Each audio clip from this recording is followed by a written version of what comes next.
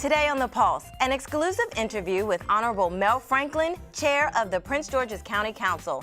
Today's You're On segment will profile a company that is doing so well, even President Obama decided to stop by for a visit in 2011. This president and CEO will share why he decided that Prince George's County is the best place for his company to be. Plus, SD3 has kicked off its 4-part miniseries, The Blueprint for Successful Government Contracting. All of this and more coming up next on The Pulse.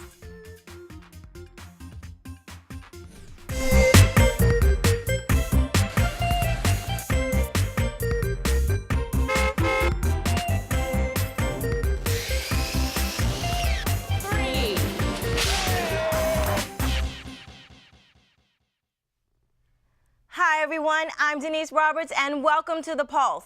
Re-elected to represent District 9 in Prince George's County, today's first guest and also a personal friend of mine is Prince George's County Council Chair, the Honorable Mel Franklin. Welcome to the show. Thank you, Denise. Great to be with you. So you're in your second term. Sure. We're at the top of 2015. Right. What's on the agenda for the County Council for small businesses in the county? We have a lot of significant opportunities on the table. The biggest really is to continue to make sure that our county-based businesses, particularly our county-based minority businesses, have bigger and bigger opportunities in public and private sector projects. So the County Council worked with the Office of Central Services, worked with SDDD, and a number of other partners to reform our procurement laws some years ago.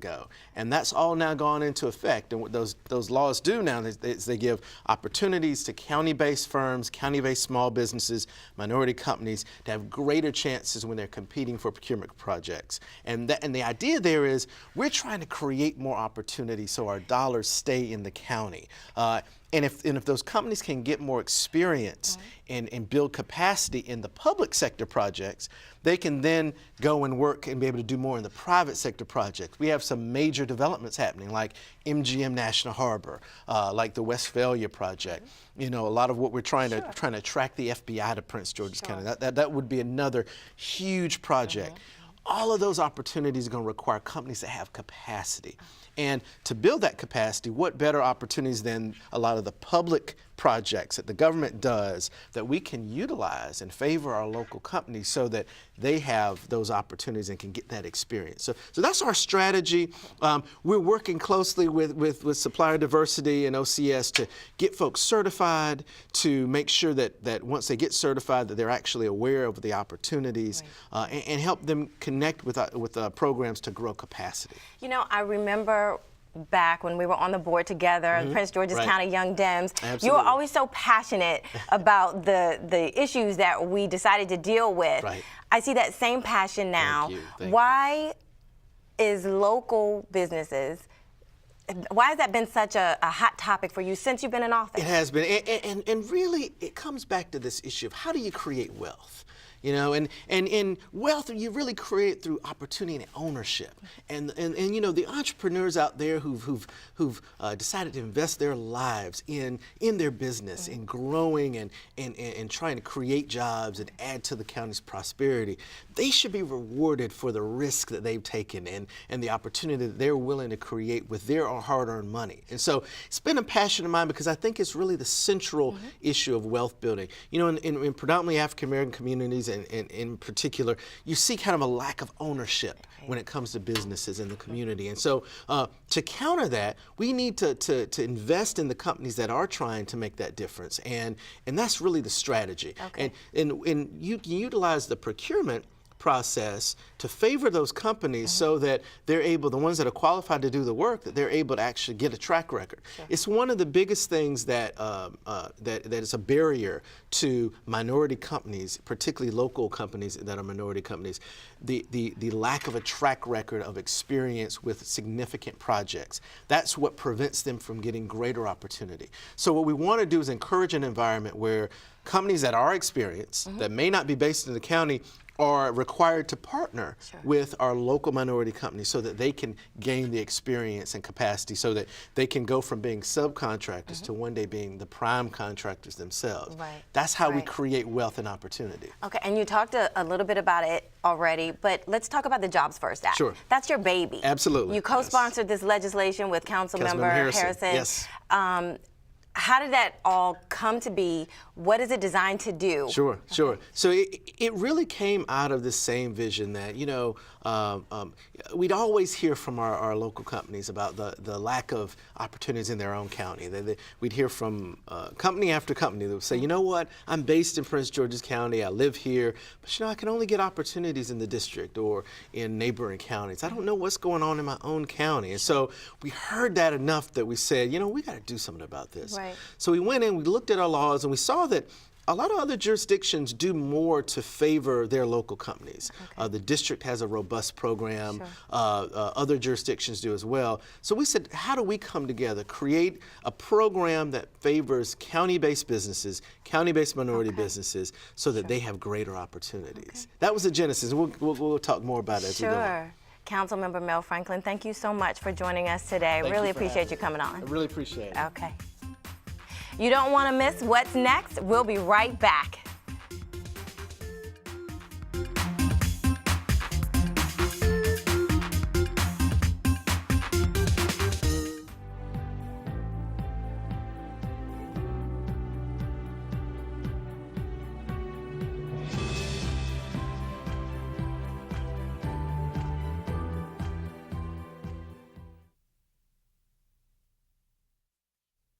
If you've driven up and down this side of I-495 near the Landover Road exits, I'll bet our company profile for today will look pretty familiar to you. The Thompson Creek Window Company is in Lanham right off the Beltway. This company is vastly expanding, with 25% of its already 400 employees being county residents. President and CEO Rick Wuest said that company operations were outgrowing its current space. Instead of leaving Prince George's County, they bought the old Murray Steakhouse building off Pennsylvania Avenue, and very soon will be moving in to accommodate a projected 500 employees by 2020. One of the benefits of being in Prince George's County is that the infrastructure and the roads allow us to service a large metropolitan area. We've got lots of ways to get to our customers' homes, and we're installing in maybe 40 or 50 homes a day. So it's really important that we can get there and be there on time. What makes us unique is we're vertically integrated by having that manufacturing business and the construction business. So we merge those together, eliminating any sort of middleman and passing value directly to our customers. Customer service is marketing for us. Our whole mission is to make customers so happy with their Thompson Creek experience that they can't help but tell their neighbors and friends about it. So that's the center of all of our behaviors, and it's the question that we ask whenever we've got a decision to make around here. If somebody comes to me with a question about what we should do about a particular customer issue, the answer is always, what's going to make the best customer experience? We have 380 employees currently and growing, and 98 of those are Prince George's residents. Our plan is by 2020 to have over 500 employees. One of the things about Thompson Creek is that we do all of our business in a 60-mile radius of this facility right here in Prince George's County. We're not a national company, we're not an international company, so our customers are our neighbors, and we think of it that way. Giving back to the community is the natural thing to do. We get involved in everything from Boys and Girls Clubs to women's health issues, and we try to stay focused in our giving on the community, or things that are going to benefit our neighbors. Thieves steal nearly 700,000 vehicles every year in the U.S. That's 1 every 45 seconds. Protect your ride. If you know something about a car theft, call us at 1-800-TEL-NICB. A public service message from the National Insurance Crime Bureau.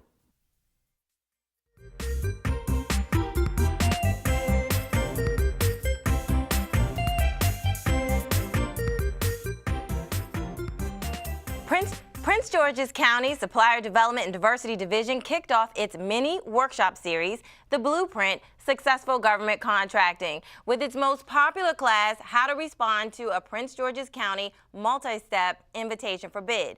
Part 2 is called The Price is Right, Basic Principles for Cost Proposals. Our next guest is the trainer for this course. Tami Mullen is Principal and Senior Consultant for the Intuitive Group, a certified local, small, minority, and woman-owned government contracting and consulting firm. Tami, welcome. Hi. How are you doing today?